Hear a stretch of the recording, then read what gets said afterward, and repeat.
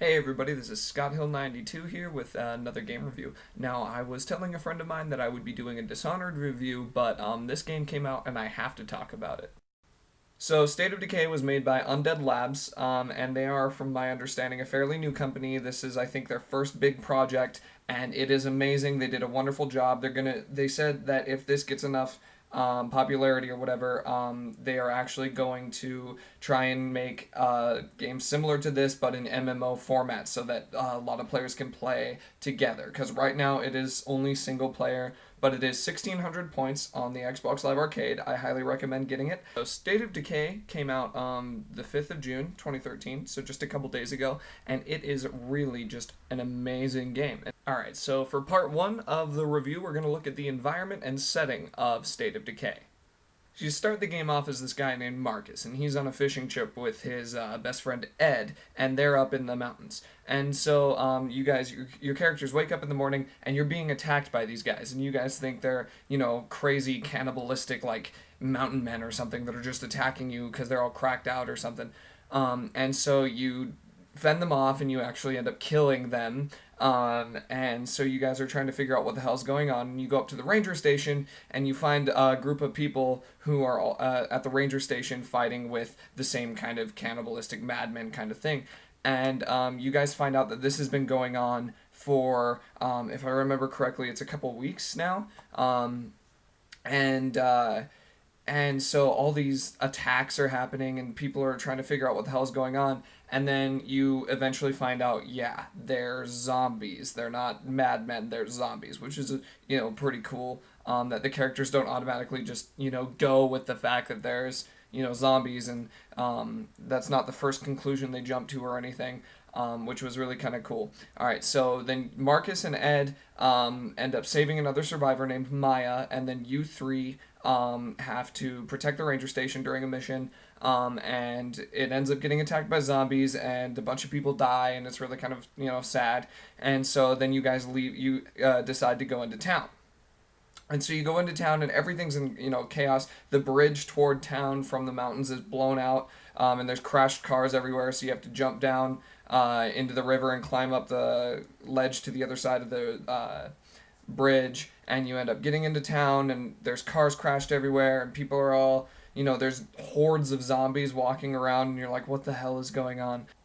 So you find these survivors, and you're holed up in the church, and you go scavenge for supplies and things like that. And so the entire setting of the whole thing is, most of the people are either dead or dying, or, there's a bunch of groups of survivors scattered all about the map.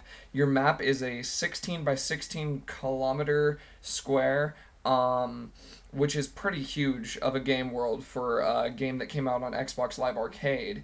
And so it's a pretty large world, and you have complete sandbox free roam capability. You can go do whatever you want, go wherever you want in this world, and on top of that, there's also kind of an overarching story that you could choose to follow or just ignore and do the whole survival thing. Alright, so let's take a look at part two, which is the gameplay, which, in my opinion, is what really makes this game amazing. So I know what you're thinking when you hear me say it's a zombie survival game. You're thinking, Dead Rising, Left 4 Dead, things like that, where all you do is run and gun, hack and slash, and cut down hordes upon hordes upon hordes of undead without ever really caring. But that is completely not the case for State of Decay. So in State of Decay, you have your main character, which you start the game as, Marcus. And then you have a few other NPCs that you meet that you'll eventually learn how to take control over. And basically, you can take control of any NPC you become friends with. If you're close enough friends with them, you can take control of that NPC and then play them. Characters, it's kind of like an RPG system. Characters can level up certain traits and skills. If you run a lot, you can level up your cardio, so you have a higher stamina, and you can run longer or fight longer. You can level up your fighting with melee weapons or hand-to-hand combat. You can level up your shooting. You can level up all sorts of different skills, leadership, things like that. And so you level up all these different kinds of skills with each individual NPC. So then you'll find out that later in the game, it's kind of like a real survival scenario where not everybody's good at the exact same things. Not everybody's a good combatant, or not everybody's, naturally good at or not a good cook or whatever. So if you find people with diverse skill sets, you can actually have a really successful survival group, because you could have somebody who's in charge of cooking and cleaning and making sure everything around your home base is well fortified. You could, or well set up for the survivors. You could have somebody who is a medic, who is a medic in like the army or something, and so they're good with medicine. And so if you have a medical area in your compound, then that means your people would get healed faster, or recover from sickness faster, or whatever. If you have this medic who could speed up the process, you have people who are good at construction, so building new additions to your compounds will take less time. And then you, of course, have people who are good at fighting, who tire less often or whatever when they're killing zombies. And on top of that, which is just a huge slew of things you can do with your NPCs, there's also the entire base building function. You don't have to stay based up in one area. There are home bases all over the map, tons of them, a lot that I haven't even seen, and I've probably played that game for over 20 plus hours now. And you can move to a bunch of different home bases, so that way you don't have to go further out. For, say, you're in a small town and you're scavenging for supplies, and you end up having to push further and further out, and suddenly you're draining this entire town of everything it has. Then you can switch your home base to another town. All your NPCs will go there, all your gear will go there, and you'll have a new base of operations, which you can then fortify with additions to like a medical bay, a bunkhouse, a garden for food, or other things like that, which would make the game a little bit easier for you within your home base. After all the base building and everything is complete, once you have your entire compound set up the way you like it, then you have to go out and scavenge for supplies, or you could do missions. There are missions that pop up from time to time. There are other survivors in the world that you could interact with, go and talk to. They're not people that are in your base that you could become friends with and swap your person with, but they are groups of survivors who have outposts that you could go there to resupply or whatever. With the supply system, your character has a backpack, and you can find bigger backpacks, but I think there's eight slots, or 10 slots, item slots in your backpack for you to carry things, which isn't a lot of room. So what you do is you get supplies and you carry it back to your base, and then you have a storage locker, and whatever you put in that storage locker generates you influence. And influence is the currency of this game. So you get influence for putting items in your supply locker, so all of your survivors can, access this. So everybody's like, yeah, you're bringing food here every day, so of course we're gonna let you take what you want from the supply locker to go get us more stuff. Because it costs influence to take things out, and it gives you influence to put things into these storage lockers. And then on top of that, you get influence for completing missions, or doing side things, or even just going out and talking to one of your fellow survivors who may be having a rough day, which is something that happens. People will get angry or depressed or something, and then you can go out with them and talk with them and kill some zombies with them and just let them get everything off their chest, and then that improves your friendship with them, and it improves your influence with the rest of the group. So influence is carried across all your PCs, though. If you switch between characters, you don't have to generate new influence for each of them, which would be a little difficult. So that is one of the only things that carries between your characters. All the items that your character has on them stay on them when you switch. So if you have a really awesome gun that you want every character to take out with you, you would have to put it in the storage locker first and then take it out when you switch characters. The weapons in this game are amazing. There's a lot of them. I haven't even found all of them, and like I said, I've played more than 20 hours of this game. Tons of melee weapons, tons of ranged guns, I guess. And all of them have a specific kind of durability and ability. So, you have bludgeoning, blunt weapons, you have slashing weapons, and then you have heavy melee weapons, which is like sledgehammers and fire axes and stuff like that, big things. So you have those kinds of things. So you can use a wooden table leg, which of course has less durability than, say, a crowbar. But they're both bludgeoning weapons, and bludgeoning weapons have a higher chance for knocking zombies down, and slashing weapons have a higher chance of dismembering limbs from zombies. So on top of all this, survival, This game is completely not about hacking and slashing down hordes of zombies. It sounds like it might be because there's zombies everywhere, but it's not. If you go out and you start killing every zombie you see, chances are you're probably going to lose your character because your character's going to get swarmed and he's going to get killed. And what happens upon death in this game that makes this game really awesome is that character is dead permanently. Whatever PC dies is dead permanently, and you then switch to another character that character was friends with. So if you only have one friend and your character dies, and you take over that friend and that character dies, it's game over. It's not so much about this as it is about this. But say you were really good about communicating with your entire survival group and doing missions for your people and gaining influence and everything, and everybody else becomes your friend, then you have, 10, 15, maybe even 20 different PCs you can switch between constantly. And your characters will get tired after exploring for too long a time, or they might get injured after fighting zombies. And to recuperate, you could switch to another PC and have that person take over the exploring and scavenging and everything while the other person rests. It's a really cool system. On top of all of that, State of Decay also has this awesome thing where the environment is continuous. It's what's the word I'm looking for here? Consistent. It's consistent. Okay, so or persistent. So if you drive a truck, if you're in a truck and you drive it to another town and you crash the truck into a telephone pole and the truck is, smoking out the hood or whatever, and you walk away and you shut your game off and you come back and you go back to that same place where that truck was crashed into the telephone pole, that truck is still going to be there. If you park cars outside your base, those cars will be there when you turn your game back on.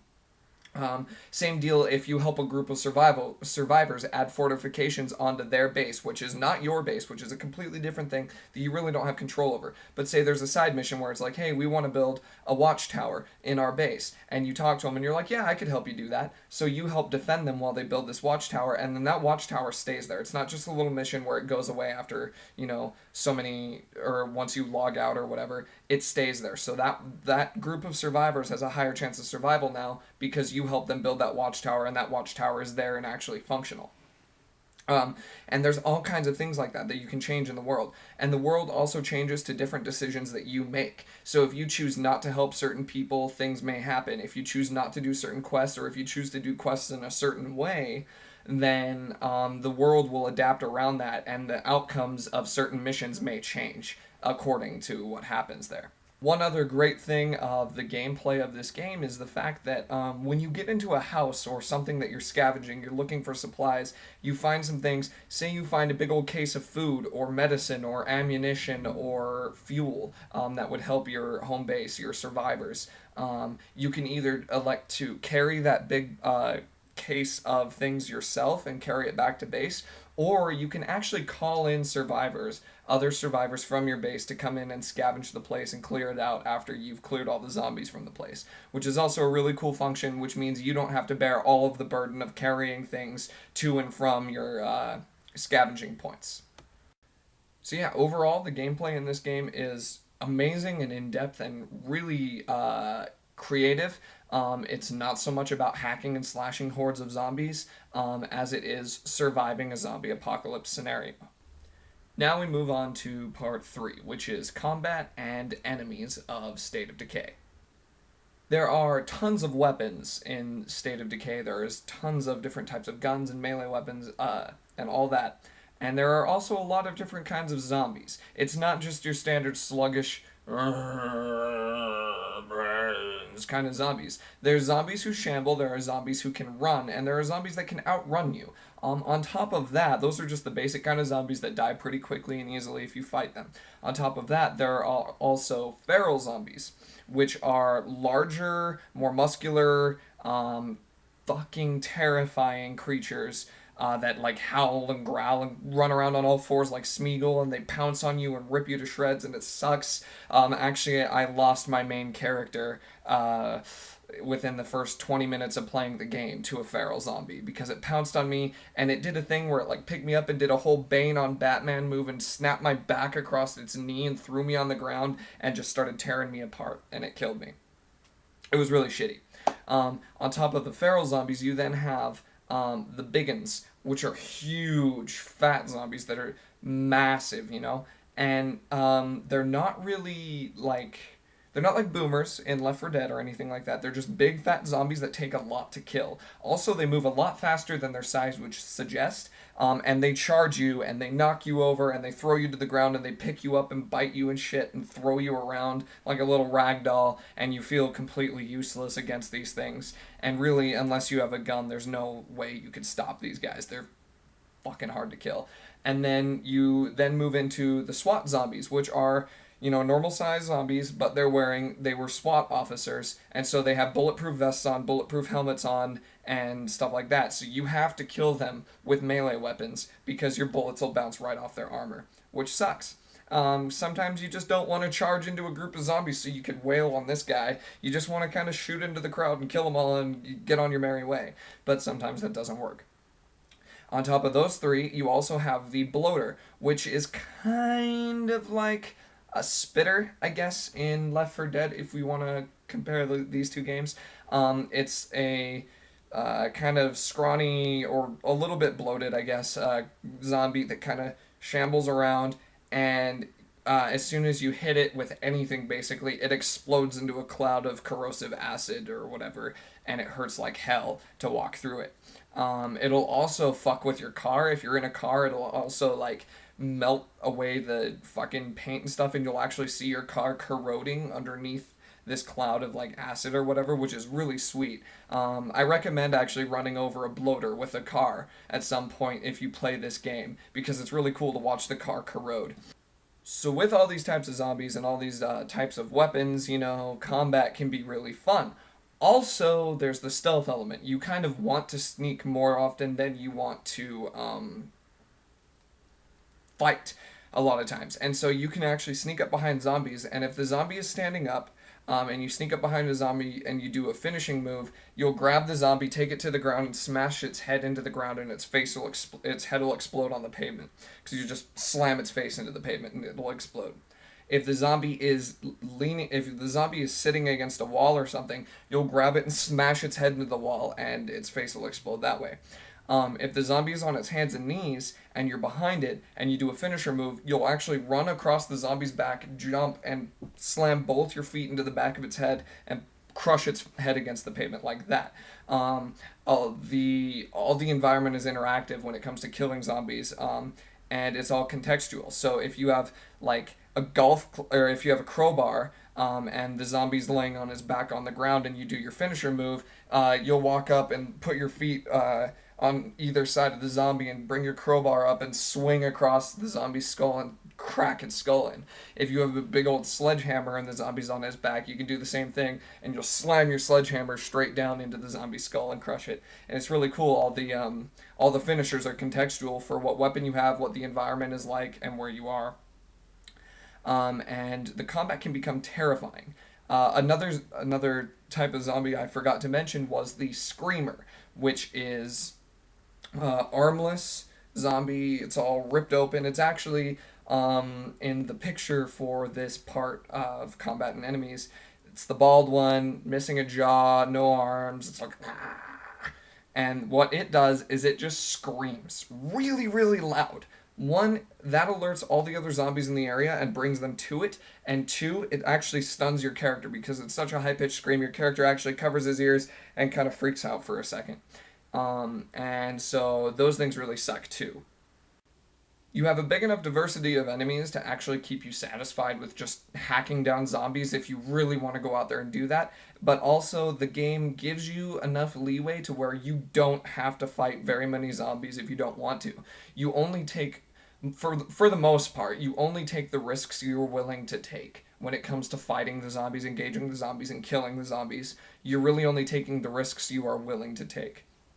Sometimes things slip out of your control, and sometimes you kind of get fucked up for it. But other times it's nice to just sneak past a whole horde of zombies and not have to deal with it because you only have 3 bullets left and your crowbar's about to break. All items have durability, and they will break eventually. Even guns, when they start to break down, they will jam, and you have to try and reload them and unjam them while there's zombies mauling you, and you're like, oh shit, well this isn't gonna work, so then you have to start punching them because your freaking hatchet just broke, and so you're punching a crowd of zombies and trying to stay alive, and it's nuts. It's insane, and the combat in this game is amazing.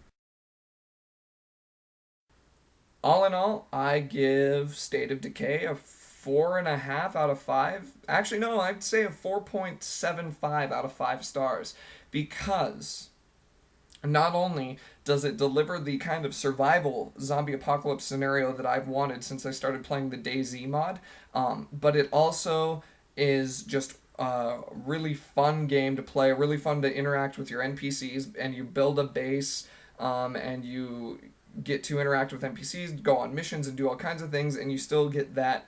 If you really want to, you still get that thrill of hacking down hordes of zombies if you're really well equipped for it. But it is everything I have ever wanted in a zombie survival game. The only reason why I'm not going to give it a 5 out of 5 stars is just because there are a few times that the game has glitched or lagged, or there were weird graphics issues or all kinds of things like that that have kind of hurt my gameplay experience. As I mentioned earlier, my main character was killed by a feral zombie who broke my back across his knee and tore me apart.